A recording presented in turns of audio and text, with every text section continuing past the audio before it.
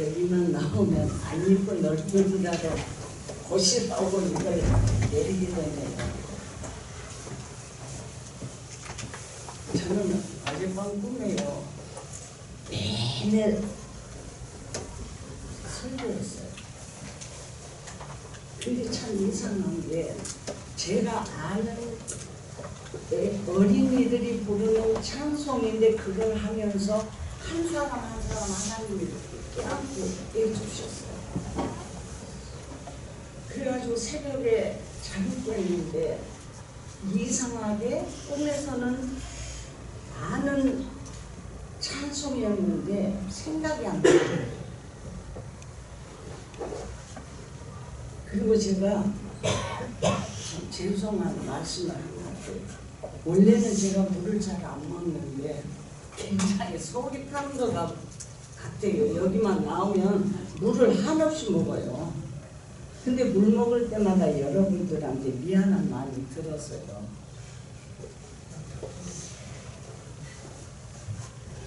이 말씀을 준비하는데 집에서도 계속 하나님께서 눈물을 흘리게 하세요. 그리고는 목요일 새벽 예배 기도를 할 때 이 믿음에 대한 말씀을 쭉 주신 거예요. 그리고는 토요일 날 어제 새벽에 기도를 하는데 너희가 믿음을 이런 식으로 가지고 있다고 그 말씀을 주시는데 제가 맞습니다. 아멘 아멘 했어요. 우리는 지금 이 자리에 믿음을 가지고 왔다고 다 생각하고 있습니다. 그렇지요? 그리고 이 오늘 제목이 내 신앙의 잣대인데 저는 지금까지 제목을 주시거나 말씀을 주신 거는 100% 성령의 역사하시고 제가 하는 건 없습니다. 그리고 제가 안 하려고 생각했던 것도 이 자리에 하나님이 세워주시면은 저도 모르게 말만 나가는 거예요. 그러니까 여기에서 생각하고 말씀을 전하는 건 단 하나도 없습니다. 지난번 설교 말씀을 저를 위해서 기도해 주시는 분들이 처음에 녹음을 해갖고 좀 보내달라고 다들 요청을 하셔가지고 목사님실에서 말씀을 이렇게 하시기 위해서 보시고는 그거를 동영상을 주셨어요. 근데 제가 그것을 듣는 권사님들한테서 이상한 얘기를 들었어요. 권사님 너무너무 은혜를 받았는데 권사님이 소망교회 가셔서는 굉장히 절제를 많이 하시는데 보이고 느껴진다. 그래서 그건 그렇다. 근데 그걸 누가 아시냐면 목사님이 아세요. 어머니가 이 교회에 오셔가지고 절제를 굉장히 많이 하시는 걸 아니다 그러시더라고요. 그리고는 권사님도 그렇고 또 선교사님도 그렇고 다른 분들이 또 지난번 우리 장옥현 장로님이 저한테 어떤 말씀을 하셨어요. 근데 제가 굉장히 날카롭게 말씀을 전하고 그런다고 했어요. 근데 이번 이 말씀을 준비하면서 무슨 생각이 들었냐면 옛날 여주 수양관에서 제가 집회를 할 때입니다. 근데 장로님도 미리 오셨던지 몰라요. 기억이 잘 안 나는데 소망교회 성도님들이 주일날인데 수양관에 오신 거예요.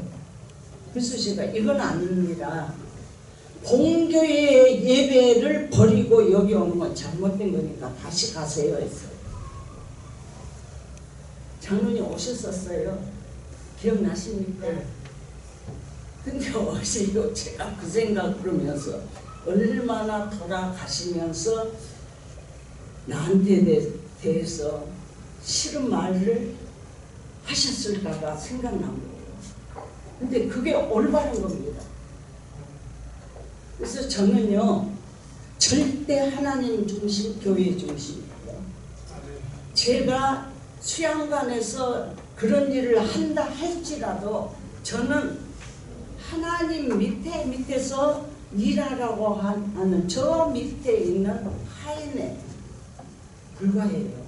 저는 저를 하나님 앞에 종이라고도 말씀을 못 드려봤어요. 종마저 될 만한 사람이 못 된다는 거예요. 그래서 제가 어제 감사한 것이, 그때 내가 나를 보고 어서 오세요 맞아 들렸다면 하나님께서 뭐라고 하셨어요? 왜 이 말을 하냐면, 오늘 이 자리에 있는 여러분들도 이기영 목사님을 생각해 봅시다. 설교를 준비하고 성도를 위해서 말씀을 전하려고 하는데 빈자리가 있고 누가 안 보이고 누가 안 보이면요, 사람은 사람이에요. 쑥 떨어져요. 여러분들 예배를 하는데 오늘 이 신앙의 잣대라는 것은, 오늘 말씀을 저는 한 20분 동안을 다 마쳐야 돼요. 제가 물어봤어요. 설교를 끝나면 목사님 몇 시 되냐니까 45분 된대요. 그럼 조금 더 넘으면 안 되겠죠, 장로님? 왜 제가 장로님한테 여쭤봤을까요? 오늘은 여러분들이 목사님이 말씀을 전하시는 대예배를 생각지 마시기 바랍니다. 그래서 각자의 신앙의 잣대를 만드세요. 자, 10부터 100까지 하든지 1부터 10까지 하든지 해가지고 오늘 말씀을 들을 때, 자, 내 신앙의 잣대는 얼마인가 여러분들 해보시라고 하면 실제로 채점을 해보세요. 내 신앙은 10점이다 1점이다 나올 수 있잖아요. 왜요?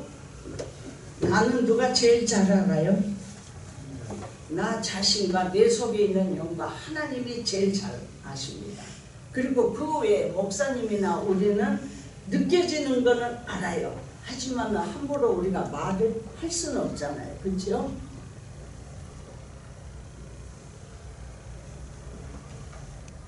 내일이 무슨 날인지 아십니까? 누가 아시는 분이요? 크게 말씀해 보세요. 소망교회 창립일이죠. 근데 말씀을 준비하는 가운데 하려고 하는데 창립일이 딱 먼저 떠오르는 거예요. 아, 하나님이 이번 기회를 통해서 교회 창립을 할 때 그 상태로 돌아가서 우리를 점검해 보시는구나 하는 생각이 들었어요. 그 당시의 기억이 생생한 분들도 계실 겁니다. 그렇죠? 교회의 개척은 눈물 없이는 안 되는 거고 많은 물질이 필요하고 또 정말로 많은 기도가 필요한 것이 개척이에요. 저도 해봤기 때문에 알아요. 그래서 그러한 속에서 여러분들이, 저나 여러분들 모두가 내 신앙이 과연 올바른가 하는 거예요. 근데 주께서 저한테 주시는 믿음에 대한 말씀이에요. 너희는 믿음이라는 것 자체가 너희 생활 속에 스며들어 있는데 그것이 진실되게 스며들어가 있는 게 아니라 그냥 흘러가는 것처럼 습관화돼가지고 이것이 믿음이려니 이것이 내 신앙이려니 하면서 지나고 있다. 그 말씀을 듣고 나서 제가 빨리 기록을 했어요. 근데 여기에는 직접적으로는 안 했습니다. 그러면 우리가 예수님을 뭐라고 해요? 저쪽 유럽이나 미국 이런 데서는 이름만 부르잖아. 그쵸? 희재 어떻게, 민지 어떻게 했어? 그러죠. 근데 우리는 동양권에서 우리나라는 말에 높임이 있고 낮음이 있고 그러잖아요. 그래서 우리는 그쪽 사람들은 예수가 어쩌고 저쩌고 하지만 우리는 뭐라고요? 님을 붙여요. 존경하는 뜻으로 예수님. 그러면 우리 안에 예수님을 주님이라고 고백할 수 있을 때 내 속에는 누가 있냐면은 믿음이 자기야. 예수님이 계시고 또 하늘에 계신 하나님을 향해서 아버지라고 고백할 수 있는 것까지도 우리 속에 얼마큼의 믿음이 있다는 거예요. 그러면 내가 내 안에 예수 그리스도를 계심을 믿으면서 신앙적인 일에 부닥칠 때 여러분들은 각각 괴로움을 겪어봤을 거예요. 어쩌다가 교회에 주일날 못 오면 어떻게 마음이 편해요? 불편하지요. 또 헌금을 해야 되는데 못했어요. 또 얼마를 하고 싶었는데 깎아서 했어요. 기도를 해야 하는데 안 했어요. 근데 그럴 때마다 예수님을 믿는 사람들은 마음에 찔림이 있어요. 아마 거의 다 체험해 보셨을 겁니다. 또 우리 속에 믿음의 형태가 뭐 용서하고 사랑하는 마음이 생겼을 겁니다. 그래서 이제 아까 헌금이나 주일 성수를 못하거나 기도를 안 했다는 것은 성령이 근심하는 거예요. 성령은 어디에 있어요? 너희가 하나님의 성령이 거하는 전인 줄을 성전인 줄을 알지 못하느냐. 여기가 성전이라는 거예요. 성령은 여기에 거하시는데 이 성령을 근신되게 하는 것이 나에게 나타나는 것이 주일날 교회 안 오고 또 여러분들 성교에 참석하라 오후 예배 참석해라 안 해요. 그런 사람들 아무렇지도 않을 것 같아요. 안 그래요. 찔림이 있다는 겁니다. 여러분들이 코로나로 인해서 교회에 오는 것을 처음에는 많이 거꾸로 그렇게 생각한 것 같아요. 근데 몽땅 빠졌었어요. 근데 저는 한 사람이라도 한 영혼을 천하보다 귀히 여기는 주님의 그 심정을 생각함으로 한 사람이라도 몽땅으로 저는 표현해요. 너무 가슴이 아프고. 그래서 지금까지도 새벽 기도에 나오면 안 나오시는 분들을 위해서 이름 한 사람 한 사람 불러가면서 전부 기도합니다. 제가 기도하지 아니하면 이 자리에서 이렇게 설교를 못해요. 저는 내가 맞는 예수님을 사람들 앞에 얘기하는 겁니다.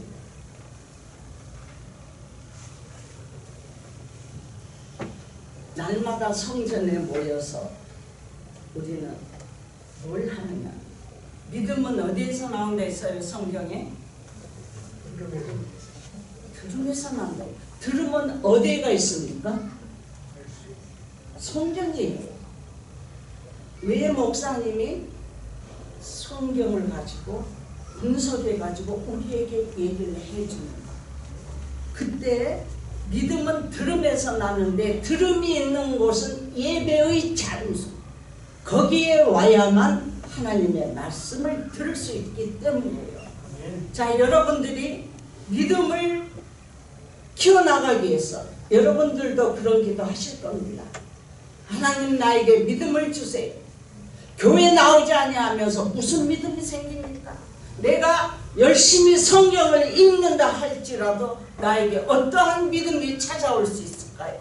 성경의 구절구절을 문자적인 해석으로 보는 게 있고 풀이해서 들어야 하는 구절들이 많이 있어요. 절대요 교회 출석을 잘 하지 아니하면서 믿음 달라고 하는 거는요 엉터리예요. 그거는 어디에 있는가? 성경을 봐야 합니다. 성경을 읽어야 합니다. 그러면은 히브리서 4장에는 뭐라고 했냐면 하나님의 말씀의 소리를 들을 때 우리는 성경을 통해서 뭐라고 했냐면요, 용과 혼과 골수와 관절을 쪼개는 역사가 일어나.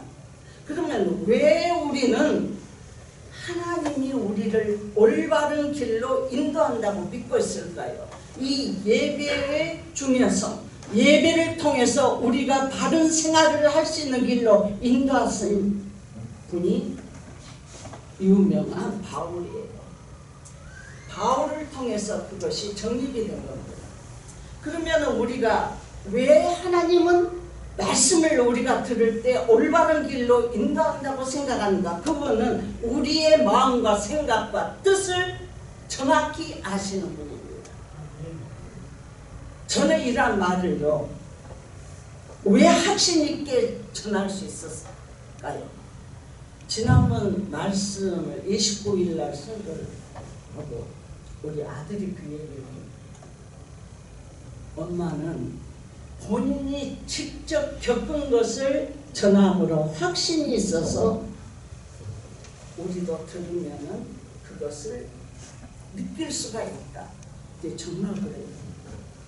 저는 하나님이 내 뜻이나 내 생각이나 마음을 아시는 것을 수도 없이 체험하고 경험했어요. 나를 위해서 기도할 때, 지난번 제가 목사님에 대해서 점검하면서 기도한다고 했지요. 그건 나쁜 뜻이 아니에요. 목사님이 하나님이 세운 종으로서 정말 바르고 올바르게 목회를 하고, 저는 어떤 기도까지 하냐면 목사님 댁에서 음식이 허투루 버려지는 것까지도 없게 해달라고 기도해요. 왜? 저는 그렇게 살아요. 정말 저는 그렇게 살아요.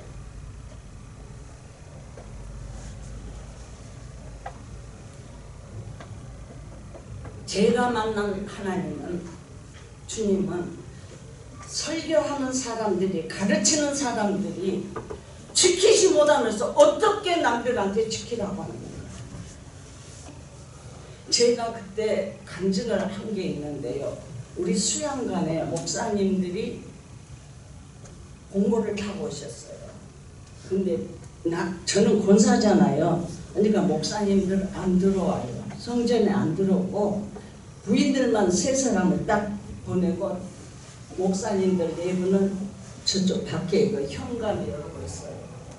그러더니 시잘때기 하는 소리를, 권사님은 회심을 언제 했고 받은 은사가 뭐이면, 그게 목사님의 현실이었어요. 그분들. 그래서 제가 목사님이라고 그래요? 아니요. 저는 강한 자 앞에는 강하고 약자 앞에서는 저도 약해요. 그래서 목사님, 저는 하나도 모르겠습니다. 딱 그 소리 말했어요. 근데 하나님께서 이 사모들한테, 저는 전부 처음 보는 사람 얘기를, 그때 기억나실 겁니다. 너는 왜 교회 팔아먹고 밤중에 도망갔느냐. 이분이 놀래갖고, 그 남편 되는 목사인가 봐요.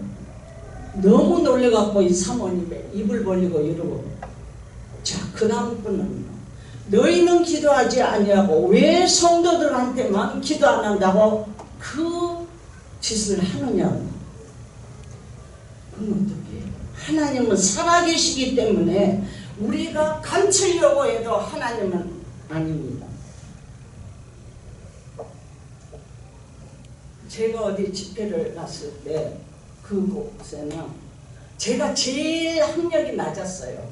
고등학교만 나왔기 때문에. 그분들은 전부 대학원 출신의 신문기자의 박사의 이런 분들이 다 있어요. 그때 하나님이 역사하셨던 것을 보면 기가 막힐 정도였어요. 왜 하나님의 역사를 웃음거리로 생각하고 이 자리에 왔느냐고.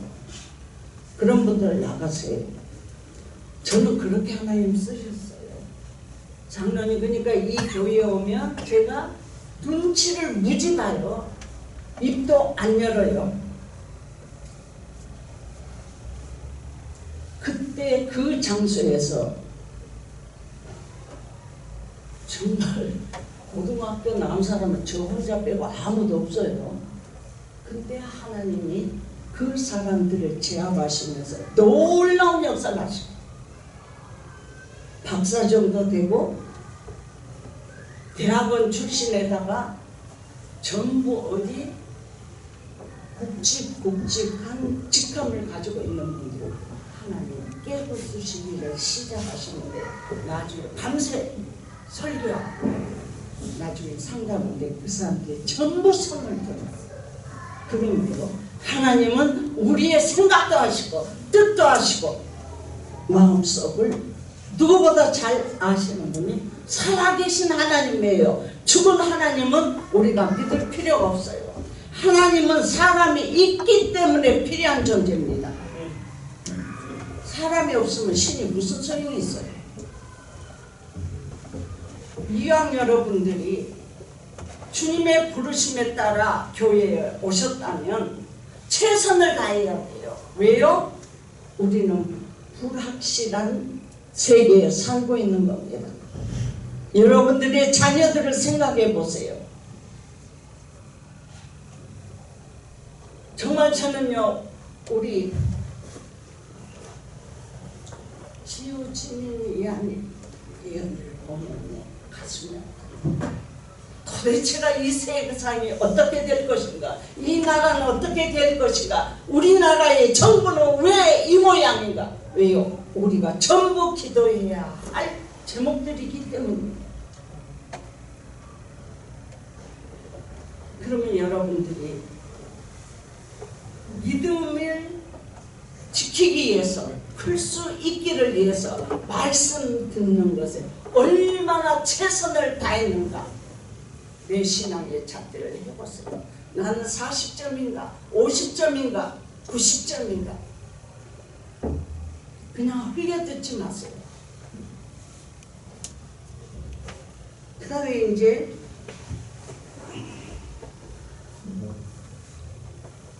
시편 22편에 보면은 이스라엘의 찬송 중에 계시는 주여 찬송을 받으시기 위해서 이 백성은 내가 나를 위해서 지었나니 이스라엘 백성을 향해서 하신 말씀.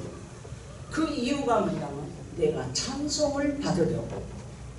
찬송은요 치유의 능력이 있는 가락이 있는 기도입니다. 찬송할 때도 여러분들 열심히 좀 하면서 생각하면서 해보세요.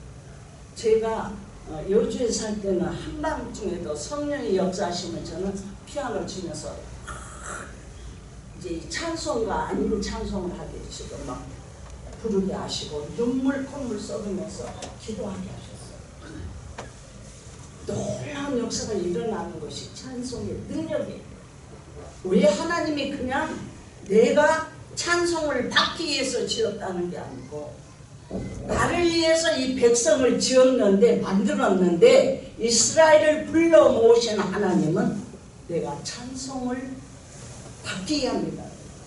찬송 중에 거하는 하나님이에요. 우리가 지금은 집회를 안 하지만 왜 예배 전에도 찬송을 합니까? 찬송을 할 때 악한 영들이 다 떠나요. 여러분들이 영의 눈이 어두워서 그렇지 다 나갑니다. 이게 찬송의 능력이에요. 교회 와서 눈 감고 좋을 시간이 절대 없는 겁니다. 그러면 찬송을 여러분들이 정말 내 마음을 담아서 주님 앞에 찬송을 했는가? 이것도 내 신앙의 잣대로 해보시면 알아요. 은혜가 충만하면요 길 걸을 때도 찬양을 하고 집에서도 하고 화장실에 앉아도 찬양을 하게 됩니다. 왜요? 저는 그런 생활을 하게 하시기 때문에. 제가 그렇지 않으면 이런 말씀을 전달할 수가 없죠. 그래서 시편 47편을 보면 뭐라는 너희가 손바닥을 치면서 하라. 이 손바닥을 할 때는 악한 영들이 도망간다 그랬어요. 그래서 집회하고 할 때는 손뼉을 열심히 치는 겁니다. 그러면서 우리의 홍가영 이런 것들까지도 정화되는 역사가 일어나는 것이 찬양이에요. 그 다음에 이제 여러분들이 안식하는 기도요. 요한계시록 5장 8절에 보면 향이 가득한 금잔이 올라가는데 그게 뭐냐면 성도들의 기도라고 했어요. 저는 교회 나와갖고 이 두 말씀, 계시록 8장 3절은 기도와 향을 합해서 하나님 앞으로 올라가는 광경이 나옵니다. 그래서 제가 기도할 때마다 이 두 말씀을 기억하면서 기도는 반드시 필요합니다.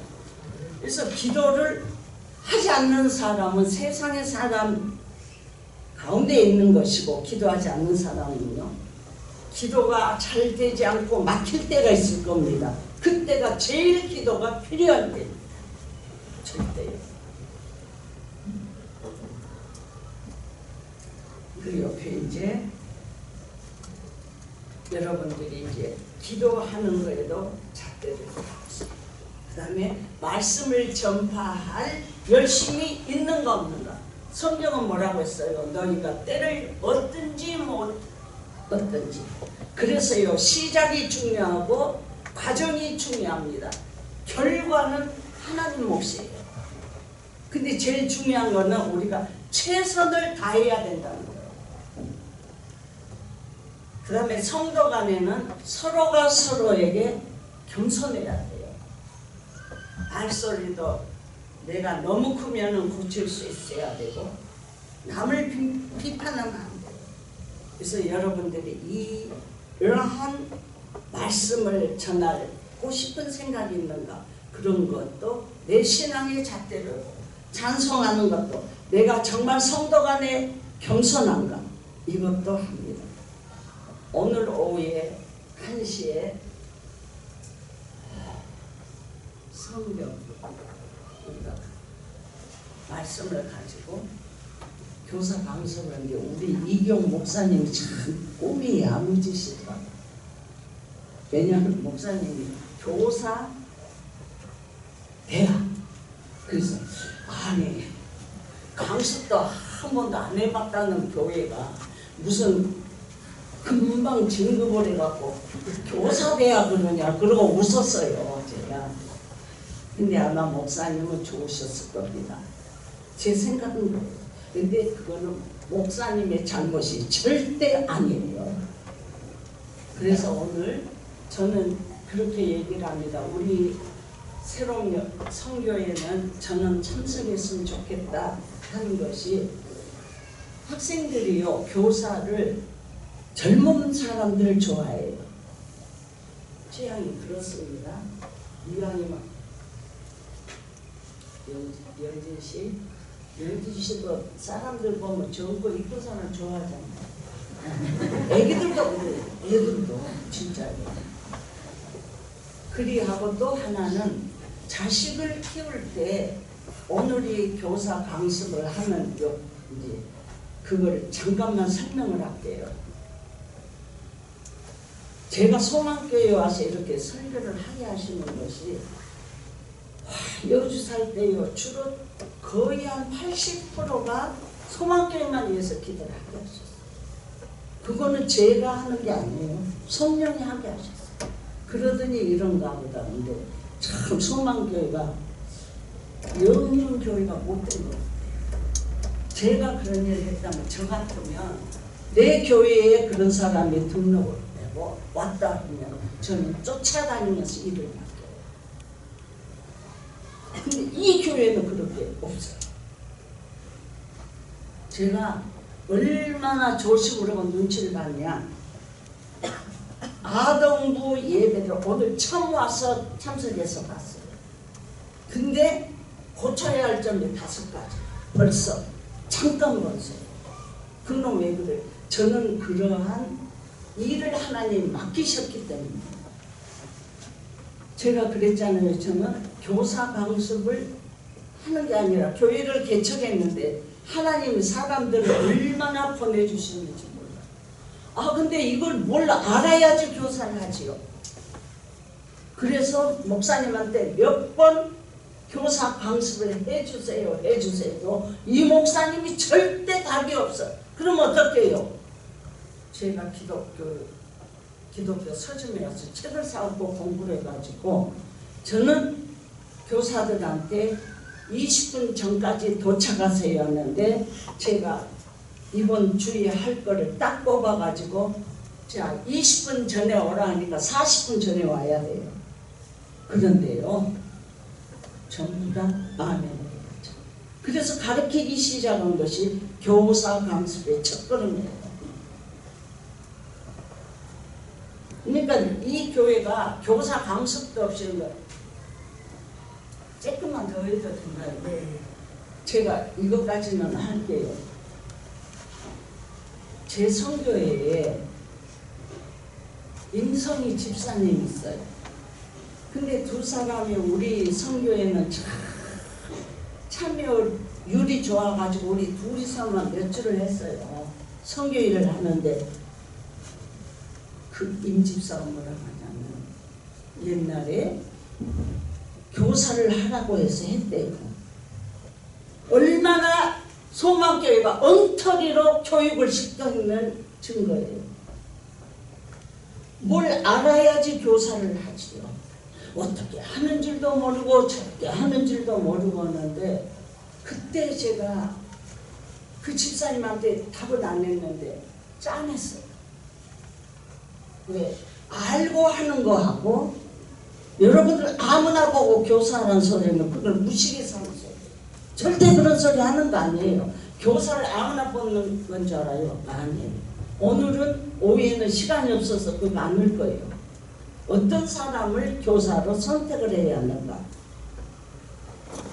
그러니까 성희가 임집사가 하면서 얼마나 마음을 조력되는가 그걸 생각하니까 불쌍한 마음이 들었어요. 그래서 그날 하나님 소망교회 교사들을 어떻게 해야 됩니까? 저는 잘 모르잖아요. 오늘처럼 잠깐만 참석하면 그냥 보이는 거예요. 왜요? 그러한 일을 하나님이 저한테 맡기셨기 때문에 저는 절대 여러분들보다 똑똑하지 않습니다. 머리도 잘 안 돌아가요. 잘 몰라요. 근데 그게 보여지게 하는 거예요. 그래서 제가 그랬어요. 이 교회에서 학생부나 청년부나 아동부나 교사를 해달라 하면 한 달이면 그걸 뜯어고칠 수가 있어요. 모르니까는 못해요. 저도 교회에 나가서 등록을 하니까 예배 끝나자마자 와가지고 아동부 맡아주세요. 뭐 고등부 교회들이 엉터리라는 증거예요. 교회들. 그래서 여러분들 저는 그렇습니다. 교사뿐만 아니라 성도들이 그 시간에 참석하면 이익이 되고 유익이 돼요. 왜냐하면 뽑아서 가르치니까. 그래서 여러분들이 평상시도 교사들과 학생들을 위해서 기도해 주시기 바랍니다. 기도합니다. 살아계신 아버지 고맙습니다. 이 시간에 우리를